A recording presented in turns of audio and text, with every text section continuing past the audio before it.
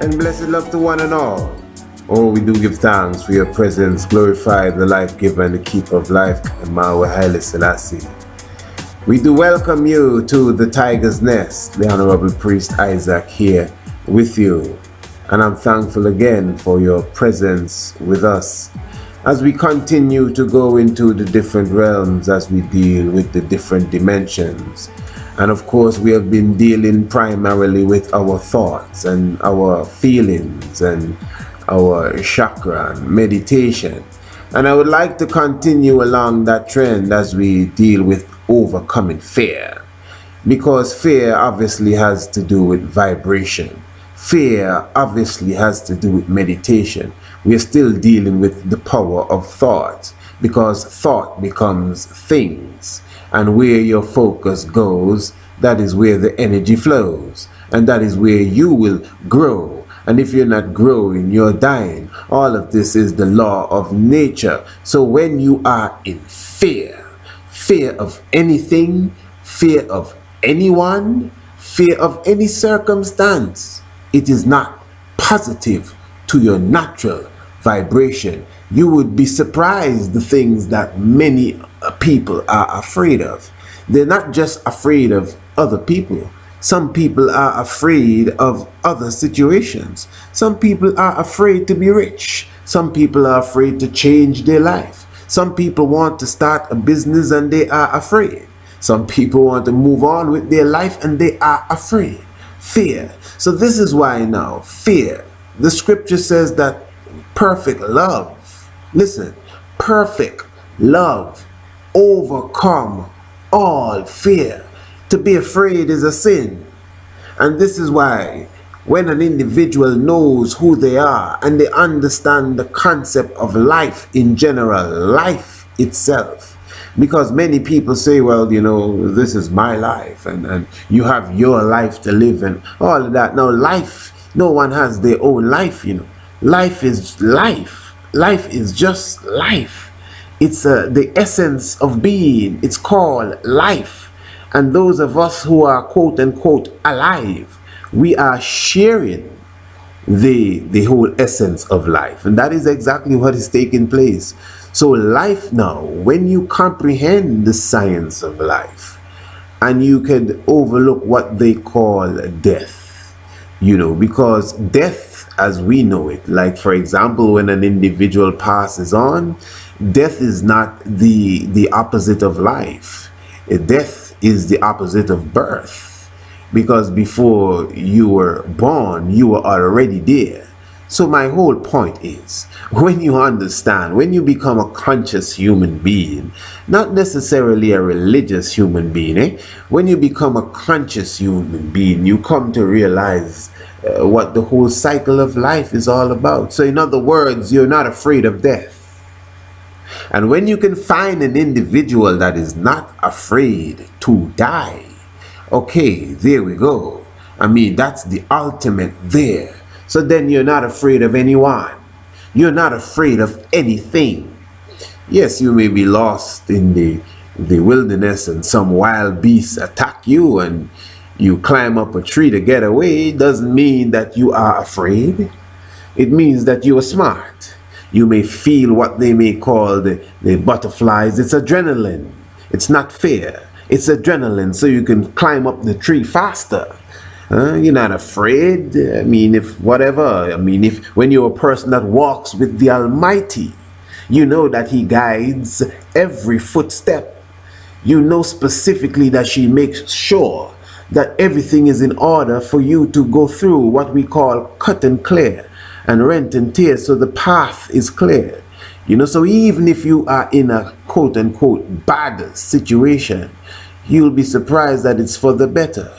You just have to have faith. So though do I walk through the valley of the shadow of death, you're walking through it. You're walking through. Here we say, I'm walking through, I'm going through. There's a light at the end of the tunnel and I'm going through the valley of the shadow. I ain't standing up looking around and say, boy, you're dark, no joke. And so a lot of us do that. So, and because of fear, we don't know, we're afraid to walk in the dark.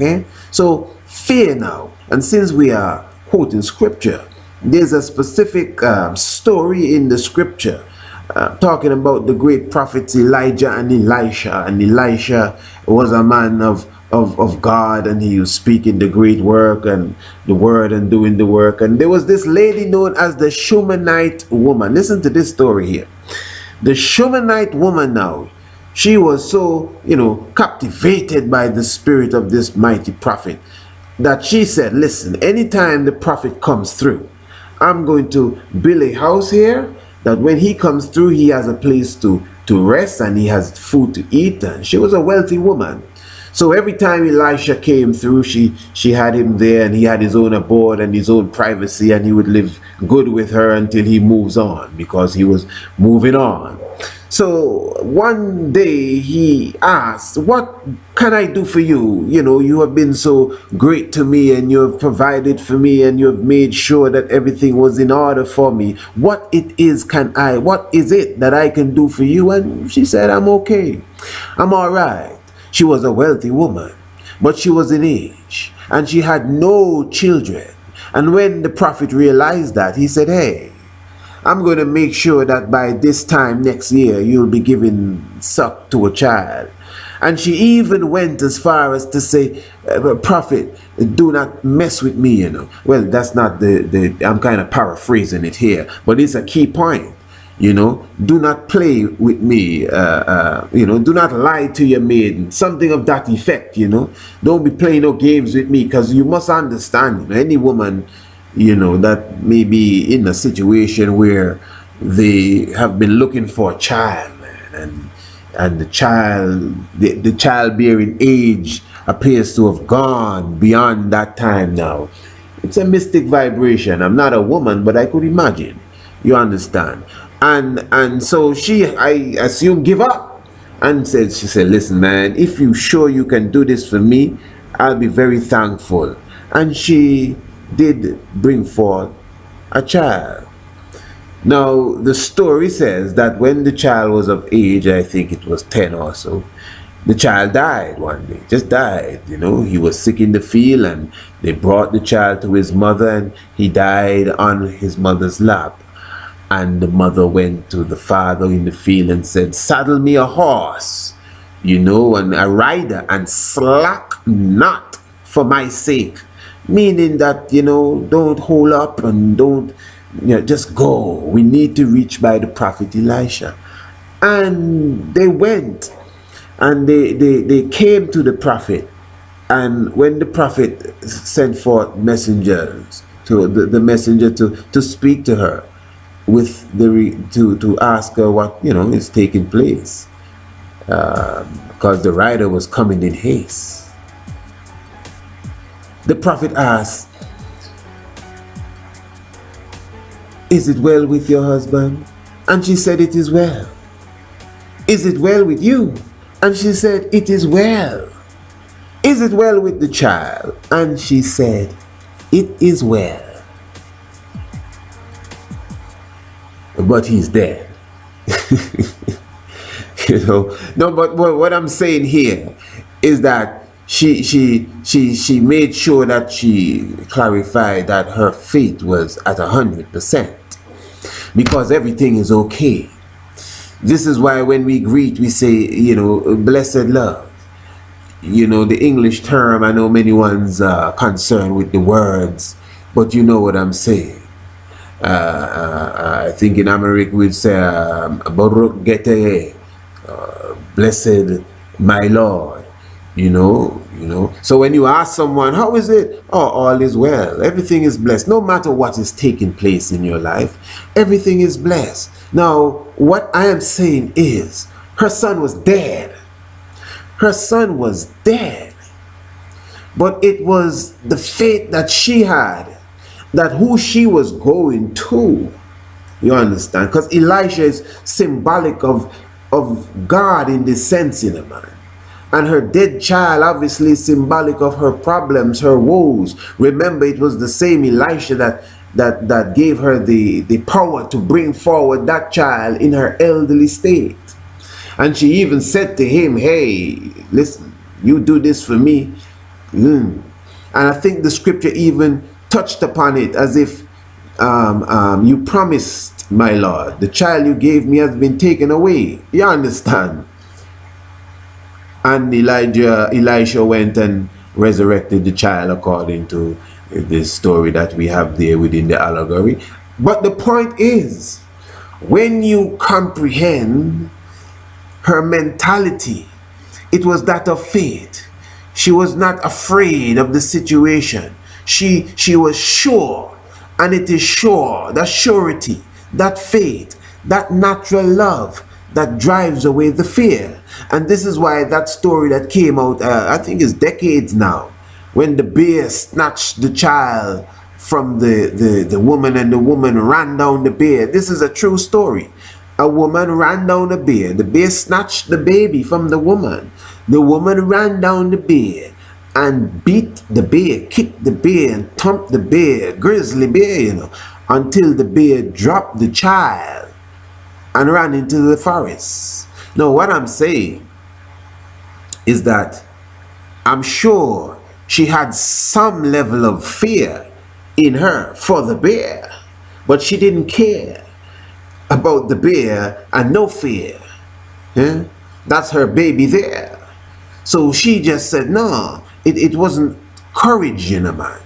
It was the love that she had for that child that overcame whatever fear was in her for a grizzly, for a lion, for a gorilla, for an elephant. It didn't matter. Godzilla, King Kong, that was her baby. So in the same way, you can even if you don't have a baby, you may have a business plan, a business venture, a business goal. That's your baby. So don't let the bears and the gorillas and the crocodiles make you afraid. You may have some sort of idea as it relates to, let's just say, your family life, but you're afraid of something. You may be afraid of someone, or what he's gonna say or what she's gonna say. That's another thing. You can't be thinking about nobody. As I always say, especially if it's something negative they're thinking. What they think about me is none of my business, really. I gotta think about what I think about myself. And that's the point. So, perfect love. You need to concentrate and focus on your baby. Whatever it is that you love and cherish, that you want to accomplish, and more than likely your goal, your aspiration, your whatever it is that your pinnacle that you would like to reach, that should be your baby. That should be your daily thought. You wake up in the middle of the night to make sure your baby is still dry and everything is all right, and if you need to change something about the baby to make sure the baby can rest well until it's time to raise up in the morning, you take care of your baby like a baby. No bear, no criminal, no lion can come in, no fear, nothing nobody say. And you're trying to reach a goal and it looks as if you fail. You try again, you go again, you move again, you will make it. Give thanks. Holy Manuelai Selassie Jah Rastafari. So give thanks for your presence with us. Of course, this is the Tiger's Nest, upliftment and inspiration. The ancestors and the unseen are with us. You better believe it, eh? Give thanks, of course. This is radioanu.com, radioanu.com for those who are viewing on the YouTube.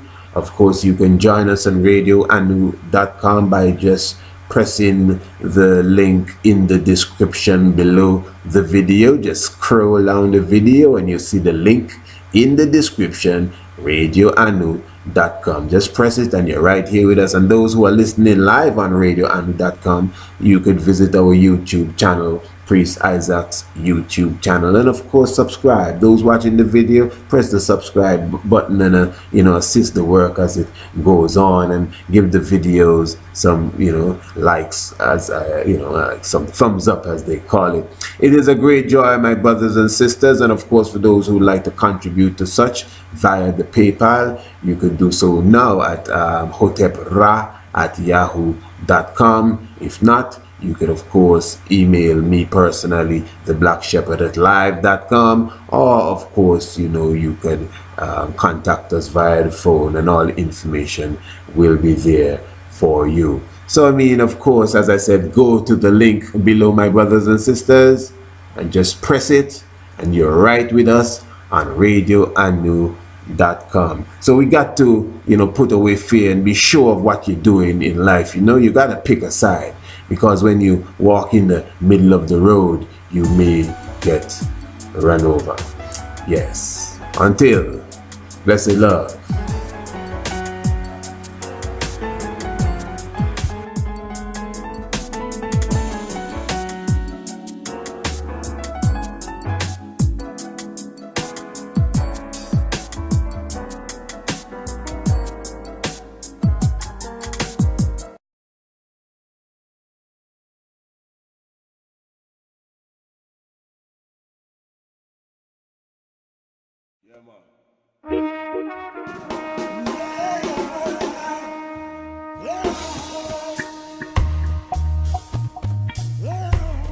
Come down fast now, boom the acoustic. Make them done know from them born and grow. Yes, the tender herb from them born and grow. Rastafari they hold the door. And it ever was so, he ever was so, and it ever was so, he ever was so. There's the palace down here, so in a ghetto, it ever was so. You born in a ghetto, he ever was so. Elevate themselves for distinction, and them still seem to know that still I see rule here take us up, and it ever was so. He ever was so, he ever was so, he ever was so, he ever was so. Still I see rule the anciency, it ever was so. His eminency from the ancient lion of white bull of Genesis, he carried more Torah, and it ever was so, he ever was.